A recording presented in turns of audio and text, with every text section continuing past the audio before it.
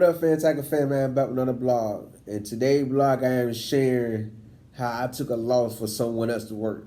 Um, as y'all know, I started a under the table job working for this chip warehouse. I walk down the street, headed to the breakout corner, where another corner I go to find weekend work. And a truck pulled up on me, and the guy looked me crazy. Was like, "You want to work?" I said, "Yeah." He said, "Hop in." So I hop in the truck. We bust a U-turn, headed to his warehouse. His regular job. His regular job used people from the breakout corners to help start the warehouse and pull orders and unload the truck. He explained to me everything. I agreed, agreed to pay a certain amount every Sunday. So things going well, things going to plan for I say about a good month and a half, almost 2 months. Everybody like me, and the old man is in charge.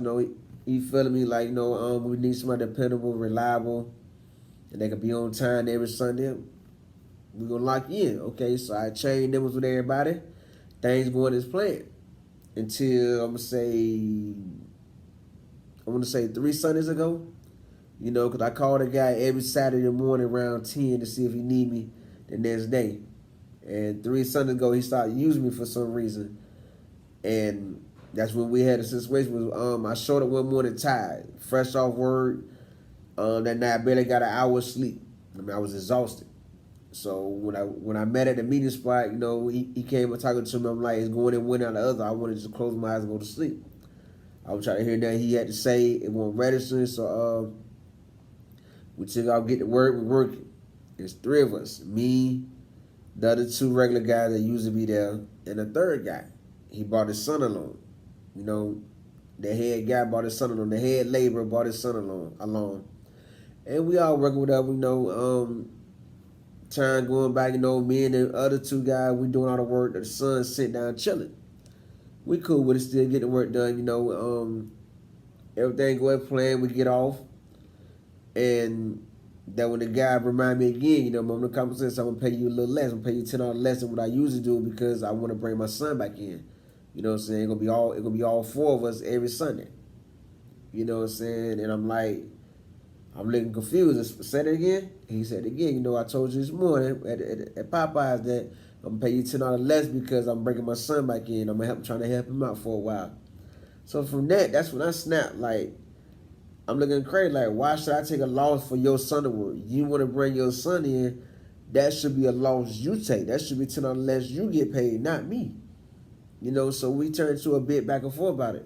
Oh, I explained everything to you this morning. I said, yeah, you did, but I was tired. I wasn't trying to hear it because I was exhausted. I'm up on an hour's sleep. As you can see from working with me today, that every free moment we had, I'm somewhere sit down in the chair, sleep. You know what I'm saying? Until it's time to get back to work again. But still, things still stay the same. I'm going to pay you $10 less today every Sunday to help my son out. You know what I mean? I still bring the question again. Shouldn't that be a loss that you take? Why should I take a loss because you want to bring somebody else in? That should be an L that you take, not another worker. You know what I'm saying? So we started going back and forth, back and forth, back and forth to the guy that worked for the company. Like, hey, y'all need to kill this. Y'all need to resolve this instead of making a big situation. And he said it's straight to the same way. You either accept it or not. Here's your money. If you continue to come, you continue to work with us every Sunday, you're going to get paid $10 a week less than what you usually get paid for me to help my son. I want to help my son get back on his feet. He's fresh in town. It's not going to be a consistent thing with my son. He's not reliable. He's not dependable.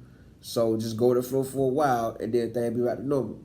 And to this point, I'm ready to fight about it. I mean, yes, it's under the table money, but I got to take a $10 loss every week for your son to work, for you to bring somebody else in. Like, where do they do stuff like that at? You know what I'm saying? And we still go back and forth. I wasn't trying to hear the old man. We still going back and forth. We still going at it. Like, I'm to the point where I'm ready to fight the old man and his son about $10 little. You know what I'm saying? About $10 little. I'm ready to throw away everything I done built up to this moment for $10. For $10. I mean, I was hot. I was heated. I done got in the phone, called all everybody don't cool with. Look, I might be in jail a couple hours. I might need you to bomb me out. Can I put your name down for someone to release my property to? You know what I mean? People look at the test like, what the fuck? That's what I'm steady getting back. WTF? What the fuck? Like I was that high about $10. You know what I mean? Like me and the regular old school guy, the older guy, did all the work, while this man's son just basically sat around the warehouse while we did all the work. You know what I'm saying? And I wasn't cool with it. And the driver, you know, he an older guy. He worked for the company that we worked under the table for, so he didn't have much to say because the other guy that worked under the table, he's the lead guy that handled everything. You know what I'm saying? So I still want to argue like, man, I ain't cool with taking this loss. I shouldn't have to take this loss. That's my whole argument. Why should I have to take a loss for you to bring your son back in? You know, that's a loss I shouldn't have to take. You know, you did all this gangster talk about how y'all need somebody reliable, dependable, and always on time and willing to work. And then you found someone, then you pull a junkie stunt like this. See, and here in Florida, the South, we call that a junkie stunt. Because on the junkies pull the crackhead moves like that. You know what I'm saying?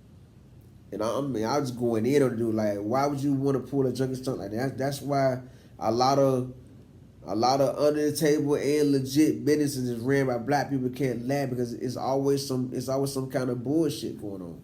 You know what I mean? Like you want to cut somebody else's pay short to help somebody else out. Understand that's your family, that's your son, that's your birth, that's flesh of your flesh, blood of your blood. But at the same time, I've been a loyal, dependable, on time worker since Jump Street. That haven't left yet since Jump Street, and now you putting some stuff like this to help your family out. If the shoes on the other foot, I wouldn't do it. And that was my son. My son, hey dad, I need to make some extra money. Can you help me out? I'm gonna tell them, keep it G with it, man. You gotta wait your turn like everybody else. You gotta stay in line and wait your turn until the opportunity open up. I'm just gonna cut somebody else off because that's how you get bad karma. You gotta treat people the way you want to be treated in this world. You know what I'm saying? And I feel that $10 loss every week, that should be something that the old man should have took, not me. You know, that's why I probably treat the world how you want to be treated, because you never know how bad karma come back on you. You never know how to be returned in your life. And that's probably why he 60-some years old working under the table instead of having a regular job. You know what I'm saying? Because you don't just start being a cutthroat person at an old age. This started early in life. You know what I mean? Because the same people he talked down on at the breakout corner, just from this situation, he just proved me that he's no better than them. He on the same bullshit that they on. Because that's kind of people that pull stuff like that. People that be on the breakout corner, they the ones that quick to cross each other on a regular basis and still be cool. You know what I'm saying? So, you know, I was so heated about this a couple weekends back. I was pissed, like literally pissed off about this. You know what I'm saying? And that's the reason that I never counted this towards my income, because dealing with black folks with making money and under the table money at that, it gonna always be some corrupt, crooked shit going on. You know, that's one of the reasons I don't visit that breakout corner on a regular basis, because it's gonna always be some kind of crooked bullshit going on. You know, somebody trying to get over, somebody trying to steal something. It's always something. You know what I mean? But eventually I ended up calming down, taking that L. Like, you know what? Like one of my Raymondtacular family members told me in the comments on Facebook when I made a post about it, cut my losses, cut it short. Shut the loss and cut it short. You know what I'm saying? So they been using his son for the last 3 weeks, because I still been texting his phone, texting the old man's phone to see if they need me. It's been no every weekend. It's been no every week.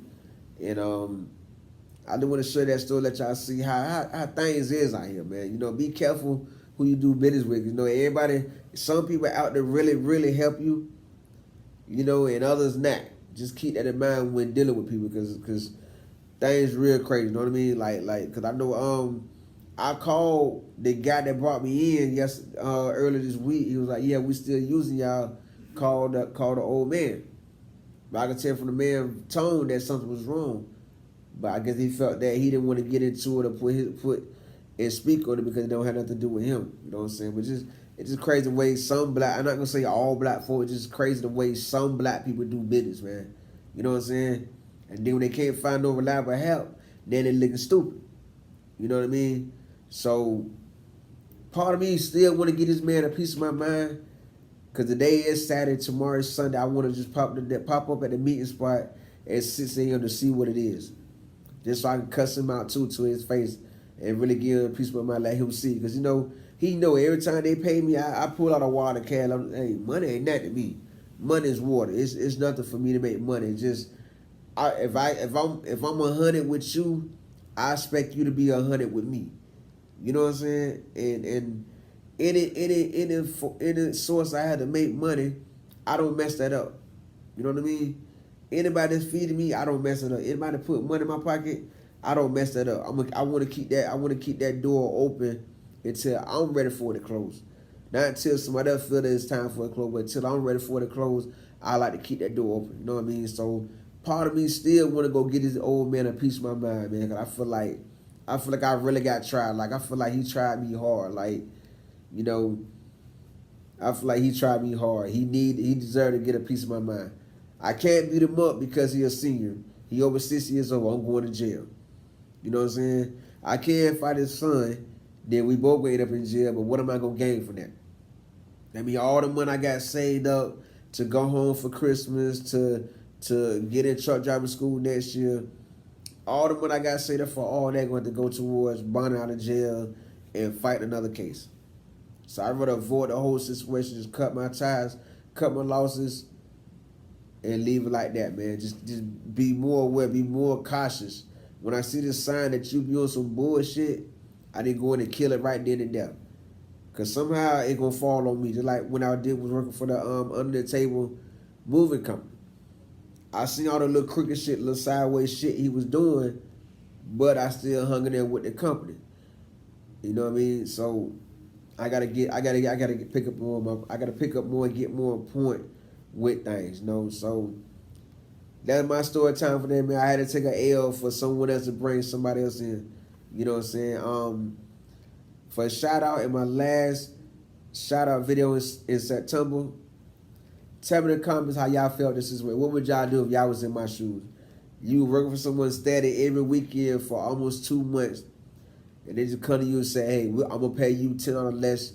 I'm gonna short you $10 a week to help my son out, to help somebody else out." How would you feel about that situation?